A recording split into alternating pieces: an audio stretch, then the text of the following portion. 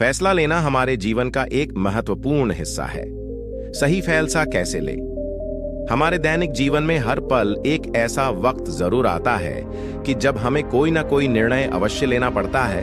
कभी कभी हमें समझ नहीं आता कि क्या निर्णय लें। फैसला लेने के बाद ही हमें पता चलता है कि हमारा फैसला सही है या गलत। हमारा सही फैसला ही हमारे भविष्य की नींव रखता है। दोस्तों, जीवन में सही फैसले लेना या सही फैसला लेने का तरीका सबसे बड़ा हुनर है। कई बार हम जल्दबाजी में फैसले ले लेते हैं जिससे हमें बाद में पछताना भी पड़री दिया जाता है। इसलिए हमें फैसले किस प्रकार करने चाहिए, यही इस कहानी के माध्यम से जानेंगे। दोस्तों, कई साल पहले की बात है। एक छोटे से राज्य में एक बौद्ध भिक्षु निवास कर रहे थे, जिन्हें सभी जगहों पर उनके ज्ञान और समाधान क्षमताएं के बड़े चर्चे थे। वह बौद्ध भिक्षु बहुत ज्ञानी थे। उनके पास लोग बहुत दूर दूर से आते थे ताकि वे उनसे अपनी समस्याओं का समाधान प्राप्त कर सकें। उनके पास कोई भी कैसी भी समस्या लेकर क्यों ना आए, वह समस्या का समाधान अवश्य करते थे। जब भी वह किसी की समस्या सुनते तो उस समस्या को बड़े ही ध्यान से सुनते, समझते, उसमें लीन हो जाते और उसके बाद कुछ देर के लिए वह आंखें बंद करते और समस्या के बारे में अच्छे से सोच विचार करते और उसके बाद उसका समाधान देते। ऐसे में कोई भी व्यक्ति उनके बारे में केवल एक ही बात सोचता था, शायद इन साधु के पास कोई ऐसी चमत्कारिक शक्तियां हैं जिससे ये समाधान पूछते हैं और उसके बाद हमें वह समाधान बताते हैं। एक बार एक युवक ने उन महाराज से यह पूछ भी लिया, हे महाराज, क्या आपके पास ऐसी कोई चमत्कारी शक्तियां हैं जिसके कारण आप हमारी समस्याओं का समाधान करते हैं, या आपके पास ऐसी कोई दिव्य दृष्टि है जिससे आप हमारी समस्याओं का समाधान खोज पाते हैं? उस युवक की यह बात सुनकर वह साधु जोर जोर से हंसने लगे, लेकिन उन्होंने उस युवक की बात का कोई जवाब नहीं दिया। उसके कुछ ही दिनों बाद उस राज्य में एक बड़ी अजीब सी घटना घटी। उस राज्य में एक बुढ़िया औरत रहा करती थी जो अपने पूरे घर में अकेले ही रहती थी। उसका कोई न था। उस राज्य से होकर 4 मित्र अपने घर की ओर जा रहे थे। वे लोग दूसरे नगर में काम करके पैसा इकट्ठा करके अपने गांव की ओर जा रहे थे। यह बात बहुत पुराने जमाने की है, जब यातायात के साधन न हुआ करते थे, इसलिए वे लोग पैदल ही यात्रा किया करते थे। इसी कारण वे चारों मित्र अपने अपने धन को इकट्ठा करके अपने गांव की ओर प्रस्थान कर रहे थे। उन चारों ने अपना अपना धन एक छोटी सी पोटली में रखा था और उसी पोटली में उन सब की सारी कमाई थी। तभी उन चारों मित्रों में से एक मित्र कहता है, मित्रों, इस तरह से यदि हम अपना धन अलग अलग रखेंगे तो इससे हमारा धन चोरी हो सकता है। क्यों ना हम अपना सारा धन एक ही पोटली में रख दें, जिससे हम सब इस पर ध्यान भी दे सकेंगे और हमारा धन सुरक्षित भी हो जाएगा। और जब हम अपने गांव पहुंच जाएंगे तो हम वहां पर अपना अपना हिस्सा इसमें से ले लेंगे। उन तीनों मित्रों ने उस युवक की बात मान ली और वे सभी मिलकर अपना धन एक ही पोटली में रख देते हैं और वे सभी मिलकर अपने गांव की ओर आगे बढ़ते हैं। चलते चलते काफी समय बीत चुका था और अब रात्रि होने वाली थी। तभी आगे चलकर रास्ते में उन्हें एक घर दिखाई दिया जहां पर एक बूढ़ी औरत रहा करती थी। रात्रि का समय भी हो चुका था और उन चारों मित्रों को रात रुकने के लिए कोई न कोई जगह की आवश्यकता भी थी। ऐसे में उन चारों ने मिलकर यह योजना बनाई कि वे लोग आज रात इसी घर में ठहरेंगे। इसलिए वे चारों लोग उस घर की ओर आगे बढ़ते हैं। उस घर का दरवाजा खटखटाते हैं। तभी सामने से एक बूढ़ी औरत दरवाजा खोलती है और उन चारों मित्रों में से एक मित्र हाथ जोड़कर उस बूढ़ी औरत से कहता है, माताजी, हम अपने गांव की ओर जा रहे थे, लेकिन यहाँ रास्ते में ही रात हो गई और अब हम इतनी रात में सफर नहीं कर सकते। इसलिए हमारी आपसे विनती है कि हम आपके यहाँ पर एक रात रुकना चाहते हैं। कल सुबह होते ही हम यहाँ से चले जाएंगे। उस बूढ़ी औरत ने काफी देर सोच विचार किया और उसके बाद वह बूढ़ी औरत कहती है, ठीक है, तुम सभी आज रात के लिए यहाँ पर रुक सकते हो, मुझे कोई दिक्कत नहीं। मैं खाना बनाने जा रही हूँ, कहो तो तुम लोगों के लिए भी बना दूं। उन चारों ने सहमति जताते हुए कहा, हाँ बिल्कुल। उसके बाद उन चारों मित्रों ने वर्धन की पोटली उस बूढ़ी औरत को थमा दी और कहा, माता जी, इस पोटली में हमारे साल भर की कमाई है। हम चारों ने अब तक का अपना सारा कमाया हुआ धन इसी पोटली में रखा है और अब हम इसे आपको सौंपते हैं, क्योंकि यह हम चारों से ज्यादा आपके पास सुरक्षित होगा। हम बस इतना चाहते हैं कि यदि हम चारों में से कोई एक व्यक्ति से लेने आए तो आप इस पोटली को उसे मत देना जब तक कि हम चारों एक साथ इस पोटली को लेने ना आए। तभी वह बूढ़ी औरत कहती है, ठीक है बेटा, यदि तुम चारों एक साथ आओगे तभी मैं इस पोटली को आपको सौंपेंगी। और वैसे भी आप लोग तो सुबह यहाँ से चले जाने वाले हैं, मैं आपको सुबह ही यह पोटली थमा दूंगी। वह धन की पोटली उस बूढ़ी औरत को थमाकर चारों मित्र निश्चिंत हो जाते हैं कि अब उनका धन सुरक्षित है और वे लोग खाना खाकर सो जाते हैं। अगली सुबह जब विचार उठते हैं तो सभी लोग अपनी आगे की यात्रा के लिए तैयारियां शुरू कर देते हैं। तभी उन चारों नौजवानों में से एक नौजवान थोड़ा सा बदमाश था। वह अपने उन तीनों मित्रों से कहता है, भाइयों, इस बूढ़ी औरत ने हमारी रात भर खातिरदारी की है, हमें अच्छा भोजन खिलाया, सोने के लिए अच्छी जगह दी, रात भर यहाँ सर छुपाने के लिए एक अच्छा मकान दिया और हमने अब तक उसके लिए कुछ नहीं किया। वह बूढ़ी औरत अकेले ही खेतों में काम कर रही है। क्या हम सभी यहाँ से जाने से पहले इस बूढ़ी औरत की मदद नहीं कर सकते? उस बदमाश नौजवान ने मन ही मन यह योजना बना ली थी कि वह किसी तरह से भी उस बुढ़िया से पोटली हासिल करके ही रहेगा। बाकी के तीनों मित्र उसकी बातों में आ जाते हैं और वे सभी मिलकर उस बुढ़िया की मदद करने अर्थात खेतों में काम करने के लिए चल पड़ते हैं। वे सभी मिलकर खेतों का काम कर ही रहे थे कि तभी वह बदमाश नौजवान अपने बाकी तीनों मित्रों से कहता है, मित्र, मुझे जोरों की प्यास लग गई है, मैं जरा उस बूढ़ी औरत से पानी मांग कर लाता हूं। वह बाकी मित्र भी अब काफी थक चुके थे, उन्हें भी जोरों की प्यास लगी थी, इसलिए वह तीनों मित्र उसे वहां से जाने की अनुमति दे देते हैं। जैसे ही वह बदमाश उस बूढ़ी औरत के पास पहुंचता है, वह उस बूढ़ी औरत से कहता है, माताजी, अब हम यहां से जा रहे हैं, कृपया करके हमारे धन की पोटली हमें वापस दे दें। इस पर वह बूढ़ी औरत कहती है, नहीं नहीं, जब तक तुम चारों एक साथ न हो तब तक मैं वह पोटली किसी को नहीं दे सकती। तुम ही ने तो कहा था कि जब तक हम चारों एक साथ न हो तब तक यह पोटली किसी को नहीं देनी है। तभी वह बदमाश उन तीनों की तरफ इशारा करते हुए कहता है, लाऊं। उन तीनों ने सोचा कि हमारा मित्र हमारे लिए पानी लाना चाहता है, इसलिए वह हमसे आज्ञा मांग रहा है। तभी उन तीनों मित्रों ने इशारे में उस युवक से कहा, हाँ हाँ ठीक है, ले आओ। यह देख उस बुढ़िया को यह लगने लगा कि अब ये चारों यहां से जा रहे हैं और ये अपनी पोटली मांग रहे हैं, इसलिए उस बुढ़िया ने वह कोट लाकर उस बदमाश के हाथों में रख दी और वह बदमाश उस पोटली को लेकर वहां से चला गया और बाकी के तीनों मित्र अपने खेत के काम में व्यस्त हो जाते हैं। कुछ देर के बाद जब वह तीनों खेत का काम करके वापस लौटते हैं और बुढ़िया से कहते हैं, माताजी, हमारा मित्र जो यहाँ पानी पीने आया था वह कहाँ गया? इस पर वह बुढ़िया कहती है, क्या वह पानी पीने आया था?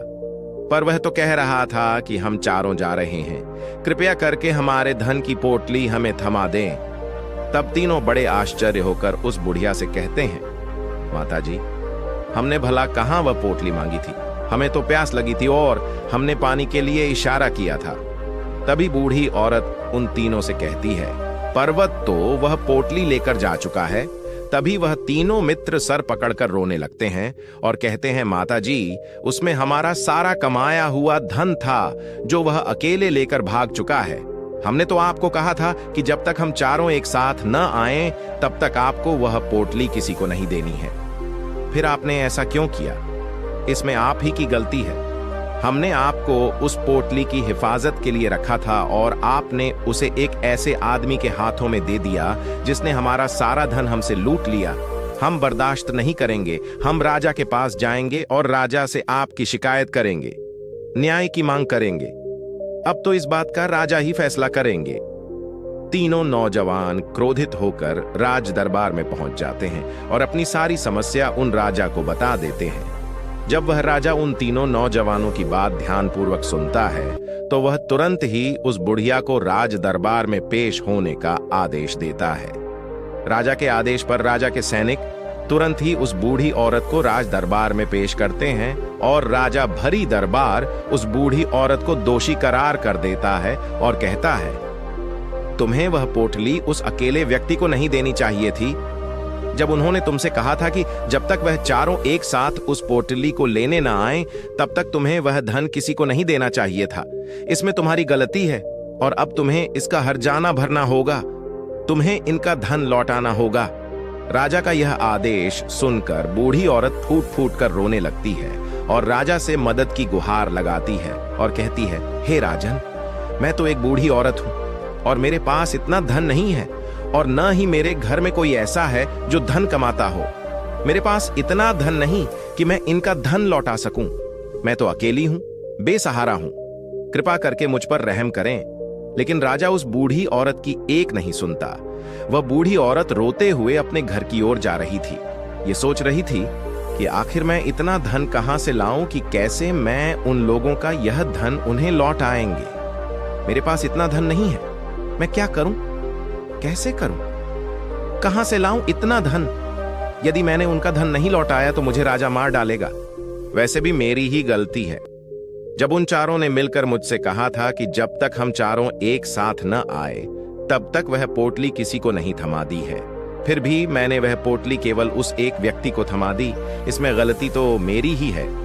वह रोते रोते यह सारी बातें सोचते हुए अपने घर की ओर जा रही थी। तभी रास्ते में उस बूढ़ी औरत को वही संत मिले जो उस नगर में किसी भी समस्या का समाधान बड़ी ही सरलता और सहजता से करते थे। उन्होंने उस बूढ़ी औरत से कहा, क्या बात है बेटी, क्यों रो रही हो? इस पर वह बूढ़ी औरत उस संत को सब कुछ सच सच बता देती है और कहती है, हे महाराज, इसमें गलती तो मेरी ही है। उन चारों ने तो पहले ही कहा था कि जब तक वे चारों एक साथ न आए तब तक वह पोटली मुझे किसी को नहीं देनी। लेकिन मेरी मति मारी गई थी जो मैंने वह पोटली केवल एक व्यक्ति को थमा दी और वह उनका सारा धन लेकर वहां से भाग गया। लेकिन अब मुझे यह समझ नहीं आ रहा कि मैं वह सारा धन कहां से लाऊं, कैसे जुटाऊं। मेरे पास इतना धन नहीं है और राजा ने तो आदेश भी दे दिया है कि मुझे उनका धन लौटाना ही पड़ेगा। लेकिन मैं यह समझ नहीं पा रही कि इतना सारा धन मैं कहां से लाऊंगी। तभी बसंत उस बूढ़ी औरत से कहते हैं, शांत हो जाओ, मैं कोई न कोई रास्ता जरूर निकाल लूंगा। इतना कहकर वसंत वहीं पर बैठ जाते हैं, ध्यान करने लगते हैं। कुछ देर के लिए आंखें बंद कर सोचते हैं, विचार करते हैं। मौन रहकर वह समस्या का समाधान निकालते हैं और उसके बाद वह उस बूढ़ी औरत से कहते हैं, बेटी, राजा ने फैसला किया है वह बिल्कुल गलत है। आपने जो किया इसमें आपकी कोई गलती नहीं है। राजा का फैसला गलत है। उन संत के इतना कहने पर बूढ़ी औरत चुप हो गई और यह सोचने लगी कि आखिर राजा का फैसला कैसे गलत हो सकता है। राजा तो सभी के लिए न्याय ही करते हैं और वह कभी किसी का बुरा नहीं करते। फिर आखिर आज राजा का फैसला कैसे गलत हो गया? उन संत और उस बुढ़िया की बात आसपास के खड़े लोग, सभी लोग सुन रहे थे और वे लोग भी बड़े अचरज में थे, क्योंकि राजा का फैसला कैसे गलत हो सकता है? राजा ने तो बिल्कुल सही फैसला लिया है। इस बूढ़ी औरत ने ही गलती की है। उन चारों का धन केवल एक ही को थमा दिया। ऐसे में इस बुढ़िया को उनका धन तो लौटाना ही चाहिए। राजा ने गलत फैसला कहां किया है? तभी बसंत उस बूढ़ी औरत से कहते हैं, जाओ और राज दरबार में कह दो कि हे राजन, आपका फैसला गलत है और सही क्या है, गलत क्या है, इसका फैसला मैं करूंगा। पहले तो बूढ़ी औरत इतनी हिम्मत ही नहीं जुटा पा रही थी कि वह राज दरबार में जाकर भरे राज दरबार राजा को यह कह सके कि राजन, आपका फैसला गलत है। लेकिन जैसे तैसे उसने हिम्मत जुटाई और वह वापस राज दरबार लौटी। उसने डरते हुए भरे राज दरबार राजा से बड़ी थर्राती आवाज में कहा, हे राजन, आपने जो फैसला किया है वह फैसला गलत है। इतना कहकर उसने राजा को सारी बात सच सच बता दी। उस बूढ़ी औरत की बात सुनकर राजा बहुत क्रोधित हुआ। राजा ने उस बूढ़ी औरत से कहा, कौन है वह संत जिसने मेरे फैसले को गलत बताया है? क्या उन्हें नहीं लगता कि मैंने सही निर्णय लिया है? मैं हर रोज कई निर्णय लेता हूं, कई फैसले करता हूं, लेकिन आज तक कभी किसी ने मुझसे यह नहीं कहा कि मेरा फैसला गलत है। यदि उन संत ने मुझे सही फैसला न सुनाया, उन्हें फांसी की सजा दे दूंगा। यह बात पूरे नगर में फैल गई। सभी लोग यह जानने के लिए हैरान थे कि आखिर वह साधु ऐसा कौन सा फैसला सुनाने वाले हैं जो राजा से भी उचित होगा, जिसमें सबके लिए न्याय होगा। राजा ने अपने सैनिकों को तुरंत ही आदेश दिया कि जाओ और संत को राज दरबार में लाओ। राजा की आज्ञा के अनुसार वे सैनिक तुरंत ही उन संत को लेने के लिए निकल पड़े। वे लोग कुछ ही देर बाद उन संत को लेकर राज दरबार पहुंचे। राज दरबार में सभी लोग उपस्थित थे और सभी लोग उन संत के फैसले का इंतजार कर रहे थे। उन संत को देखकर राजा कहता है, महाराज, आपको ऐसा क्यों लगता है कि हमने जो फैसला किया है वह गलत है?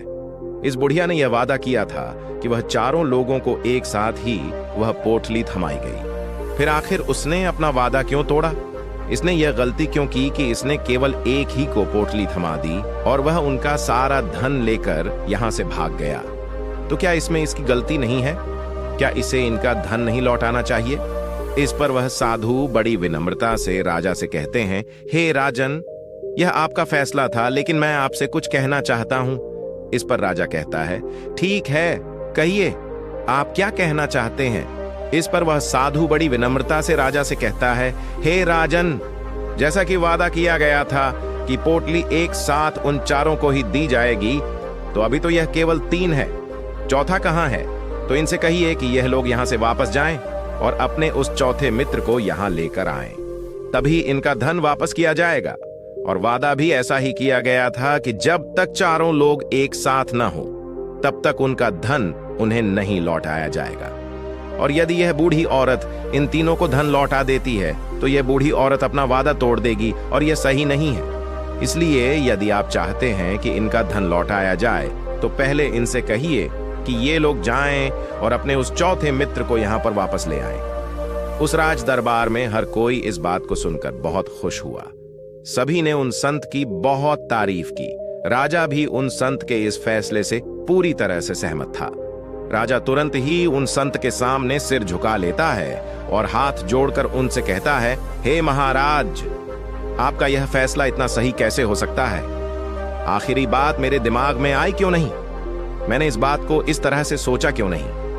तभी वह साधु उस राजा से कहते हैं, हे राजन, आपके पास और भी काम होते हैं।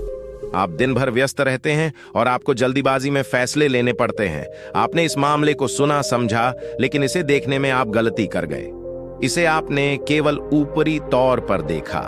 आपने इसकी गहराई तक जाने का प्रयास तक नहीं किया।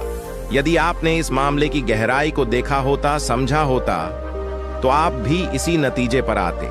जब तक हम किसी मामले की गहराई तक नहीं जाते, तब तक हम उसका सही समाधान नहीं निकाल सकते।